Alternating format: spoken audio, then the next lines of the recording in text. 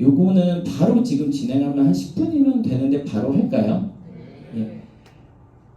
그 브랜딩에 대한 원포인트예요. 이거는 브랜딩을 하고 싶은데 어떻게 만들어야 되냐, 그리고 진짜 제가 그래서 실전적으로 하는 얘기들, 이제 기획자들끼리 하는 얘기들 뭐 이런 거 정리해 봤습니다. 브랜드 시작 시 가장 중요한 게 뭐라고 생각할까요? 많은 질문들 주셨어요. 브랜딩에 관한 얘기를. 뭘 팔아야 될지, 상품은 뒤로 가야지 맞고요. 누구한테 팔아야 될지, 나는 왜 이 브랜드를 만드는지, 이게 가장 중요한 얘기. 이게 좀 뜬구름잡는 소리일 수도 있겠지만 예를 쉽게 하나 들어볼게요. 이 대표님 얘기도 제가 많은 예시를 드리고 있는데, 이웃 투어에 갔는데 이제 거기 가면 이제 밤새 저랑 떠들어요. 밤새 막 방에서 떠들고 하다 보면은 한 대표님께서 첫날이랑 두 번째 날 애완견의 목줄이랑 주인의 팔찌를 세트로 한 브랜드를 만들고 싶다라고 저한테 말씀하셨어요. 그리고 첫날 계속 그 가죽으로 된 PU 인조 가죽으로 된 목줄이랑 팔찌 세트를 계속 만들고 싶다라고 계속 얘기를 해서 첫날 찾고 둘째 날 찾고 있는데, 제가 물어봤어요. 이 브랜드를 왜 하고 싶으세요? 도대체 이 브랜드 왜 하시려고 하는 거예요? 그러니까 너무 명확하게 나오더라고요. 1인 가구가 늘어나고 있고 미혼자가 늘어나면서 자기는 좀 외롭고 인생의 동반자로 반려견을 키우는 사람들이 너무나 많아지고 있다. 그래서 이 인생의 동반자인 반려견과 커플을 주고 싶다 라고 얘기를 하는 거예요. 그게 바로 이 대표님은 Y자 후였어요. 이걸 하고 싶은 이유, 그리고 그런 사람들한테 팔고 싶었던 거예요. 그래서 저도 얘기를 드렸어요. 그런데 왜 인조가죽 PU를 하시냐? 예를 들면 그런 브랜드 스토리가 명확하게 있다면 거기서 우리는 한번 웨딩이라는 키워드를 뽑아낼 수 있지 않을까요? 인생의 동반자. 웨딩이라는 키워드를 뽑아내자. 그래서 턱시도, 남자 턱시도의 원단으로 끈을 만들고 팔찌를 한번 만들어 볼까요? 또는 턱시도에 있는 어떤 단추를 포인트로 해서 그걸 만들어 볼까요? 그리고 네이밍도, 브랜드 네이밍도 약간 웨딩에 관련된, 반려견과 웨딩에 관련된 어떤 걸로 한번 지어볼까요? 또는 드레스, 레이스 소재를 갖다가 한번 만들어 볼까요? 누가 봐도 레이스 소재와 턱시도 소재로 세트 구성이 되어 있다면 너무 명확한 내 반려견과 나랑 동반자인 사람들이 모이게 되고, 그 사람들이 몇 명 없겠지만 그 사람들이 막 사다 보면은 충분히 비싼 가치로 충분하게 매출을 낼 수가 있고, 이 사람들이 사다 보면 주변 사람들은 이건 뭔데 요즘에 사람들이 많이 하네 라고 하면서 같이 사게 되면서 같이 바이럴이 되는 거거든요. 모두한테 팔기 위해서 그 사람들만 특정을 짓는 거예요. 그래서 어떤 회사에 가면요, 상품을 정해놓고 팔아달라는 회사가 있고, 어떤 회사에 가면요, 정석적으로 우리는 이 브랜드를 왜 하고 싶어요? 라는 곳이 있어요.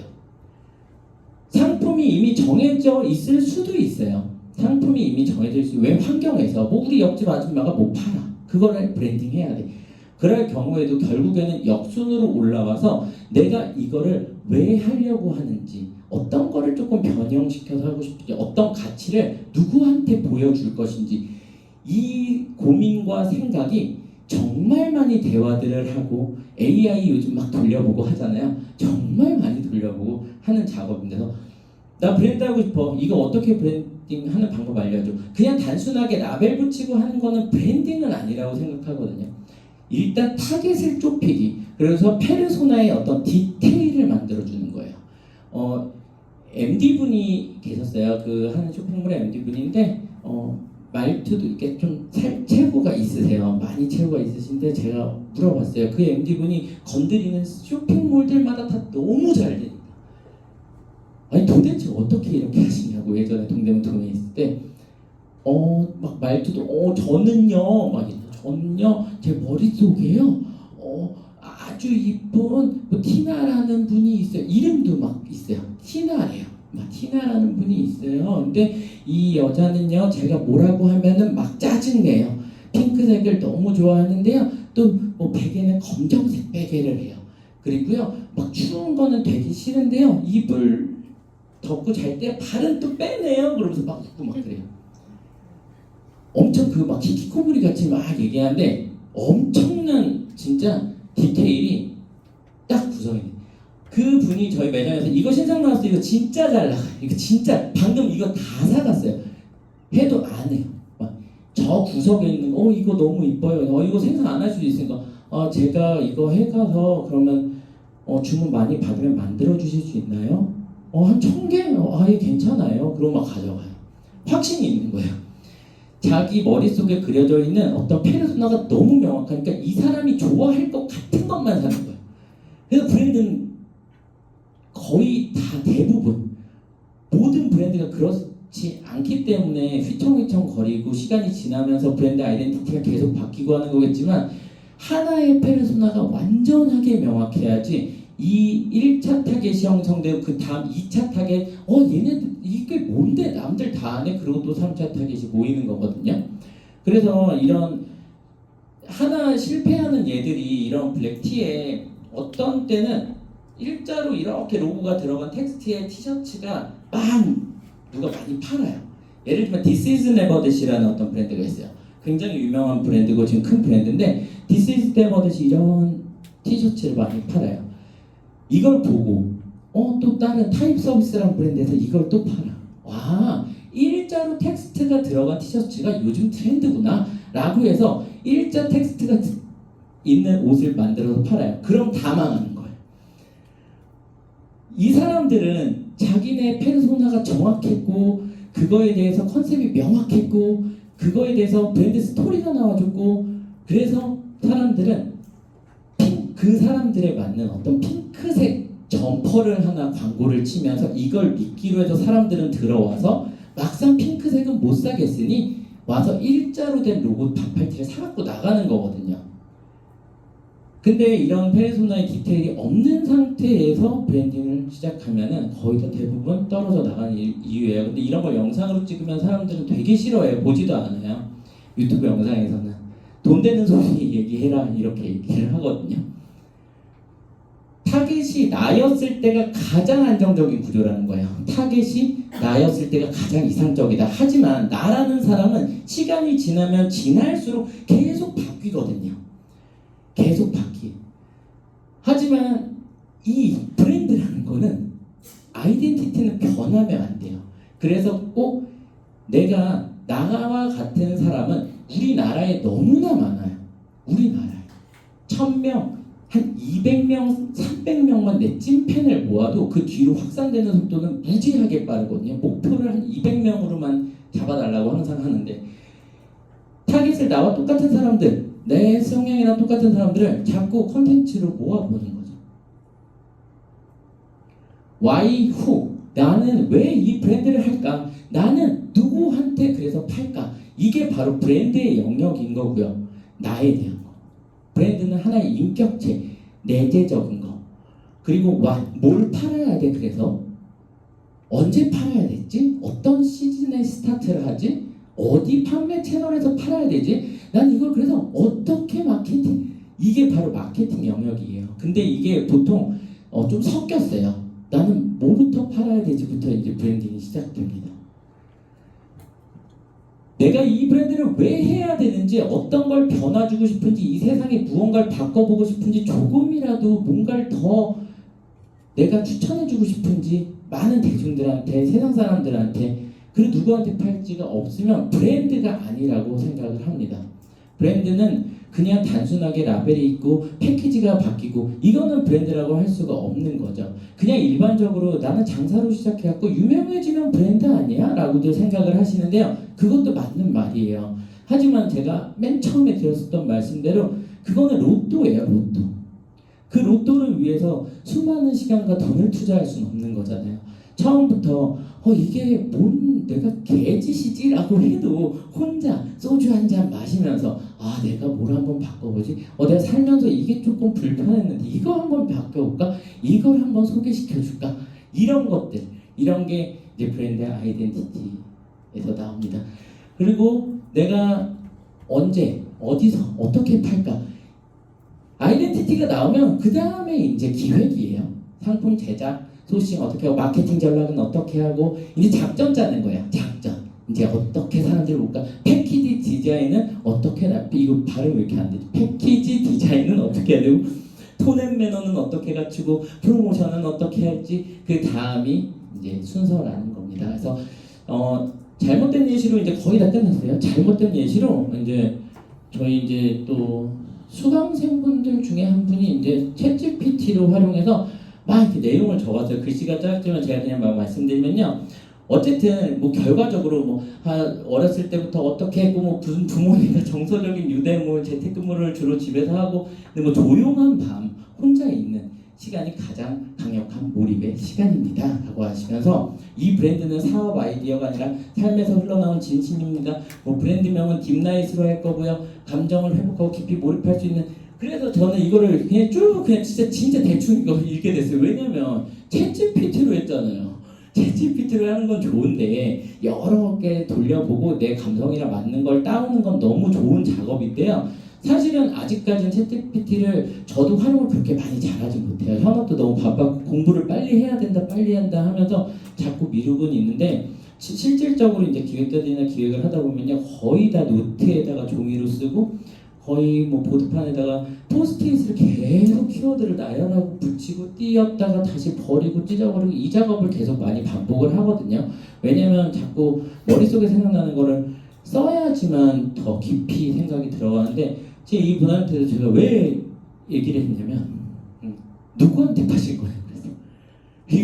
그래서 누구한 새벽 감성도 좋고 하는데 새벽이 난 고요해서 좋은 사람인지 아니면 나는 새벽에 우울해서 더 딥해지고 싶어하는 사람인지 아니면 나는 새벽에 방구석에서 막 히키코모리처럼 막 진짜 남들한테 막 무슨 뭐 타자를 쓰면서 막 무슨 악플 같은 걸 막 다는 걸 막 즐겨하는 약간 좀 변태적인 기질을 갖고 있는 사람인 건지 아니면 이 고요한 시간이 좋은 건지 아니면 새벽 4시를 좋아하는지 새벽 5시를 좋아하는지 그러면 브랜드 네이밍도 새벽 4시 몇 분으로 갈 수 있는 거고 조금 더 딥한 어떤 톤앤 매너가 나와서 어둡고 컴컴한 더 끌어당긴 이런 걸로 했을 때 그러면 어떤 상품을 팔아야 될지가 결정이 난다는 거죠. 어떤 상품부터 팔까가 아니라 그랬을 때 이 사람들이 뭘 좋아할까? 굉장히 막 딥한 어떤 뭐 노래라든지 뭐 이런 걸 막 음악을 좋아해. 그러면 그거에 대한 막 뭐 헤드폰을 막 이상한 걸 만들어 팔 수도 있는 거고 무슨 되게 사물을 어떤 걸 갖다 팔 수 있는 거고 그때부터는 이제 상품 소싱이랑 기획이 전부 다 바뀌었다는 거죠. 브랜드 방향성이. 그래서 꼭 브랜드를 하시려고 하시는 분들 이 얘기는 한 몇 박 며칠을 계속 밤새서 해도 못 끝내요. 사실은 그렇게 뭐 혹시 기회가 된다면 제가 또 그것도 계속 이제 카페에 올리고 하는데 제가 카페도 잘 운영을 못해서 확답을 못 드리지만 계속해서 한번 그런 식으로 영상으로 한번 보여드리던가 해보겠습니다. 이 브랜드라는 거는 항상 내가 왜 브랜드를 해야 되는지 똑같은 얘기 계속 이게 달해서 그래요. 그래서 빨리 끝납니다. 그래서 다 끝났습니다. 오늘 이 자리에 오신 분들 타겟 좁히기, 타겟을 좁히자. 그리고 사람 모으는 채널은 반드시 필요하다. 한 상품만 수면 위로 제발 띄워주셔라. 그러면 여러 가지 수많은 상품을 앞으로도 계속 기획을 할 수 있다라는 겁니다. 그리고 메인 판매 채널과 서브 판매 채널은 무조건 필요하다. 메인 채널에서는 내가 돈을 벌고 마진을 벌고 서브 판매 채널에서는 계속해서 상품을 순환시켜주고 상품을 돌려주고 내가 벌어들이는 자금의 회전을 더욱더 빠르게 하는 촉진 채널이 될 거다. 쿠팡이나 폐쇄몰 같은 거 활용하면 좋다라는 점을 오늘 꼭들 기억해 주시면 되겠습니다. 그리고 뭐 질문 시간도 이제 있는데요. 결국 그 사업이라는 거는 처음에도 말씀드렸다시피 내가 나를 찾아가는 길이라고 생각을 합니다. 사업은 나로부터 시작하고 어떠한 가치를 창출을 해서 세상을 좀 바꾸는 세상을 바꾼다는 게 뭐 너무 막 뭐 크게 변화를 시킨다는 말은 아니에요. 세상의 재화랑 소비자를 즉 세상에 연결을 해주는 그 가장 중요한 포지션임이 판매자 그리고 사업자라는 거를 기억해 주셨으면 좋겠고요. 저도 그런 생각으로 지금도 아직도 아동 산업 쪽에서 계속 싸우고 있습니다. 조금 더 KC 인증에 대한 제도가 조금 더 완만하게 바뀌도록 지금 거의 한 4, 5년째 계속 지금 협업하면서 계속 지금 싸우고 있습니다. 단순히 어떤 눈앞의 돈만을 보지 말고 상품을 판매하는, 그냥 상품만 판매하는, 돈만 벌려고 하는 셀러는 끝까지 셀러로 남을 거예요. 끝까지. 여기 학생분들이랑 여기에 모이신 분들은 세상에 아주 작은 어떤 한 부분이라도 좀 바꾸는 멋있는 사업가가 되시길 바라겠습니다. 감사합니다. 사람을 모은다라는 거는 꼭 인스타그램이 아니라도 괜찮아요. 그쵸. 그 유튜브에서 쇼츠나 일반 영상 채널로 올릴 때는 내 채널 명에 링크를 하나 달아놓을 수가 있어요. 내가 만약에 사람을 모을 자신이 없다, 사람이 많이 몰려 있는 곳에 가면 또 돼요. 중국 쪽으로 어떻게 내 상품을 파느냐 뭐 이런 얘기도 질문들 나오셨는데, 네이버 카페에다가요, 교환학생, 중국 교환학생 또는 뭐 조선 쪽 이런 분들을 이제 검색을 합니다. 그럼 그 사람들이 모여 있는 카페들이 많아요. 그래서 단기 알바로요, 요즘 시세가 조금 비싸졌어요. 옛날에 좀 쌌는데, 제조 같은 거를 처음 시작하시는 분들은 어떻게 이걸 만드는지도 모르잖아요. 그럼 그거에 대해서 공부를 하려고 하시지 말고요, 저 이 모자 만들 줄도 몰랐어요. 모자를 좋아했지 만들 줄 몰랐어요. 무조건 샘플이라는 게 필요해요. 공장을 찾을 수 있는 방법도 있고요.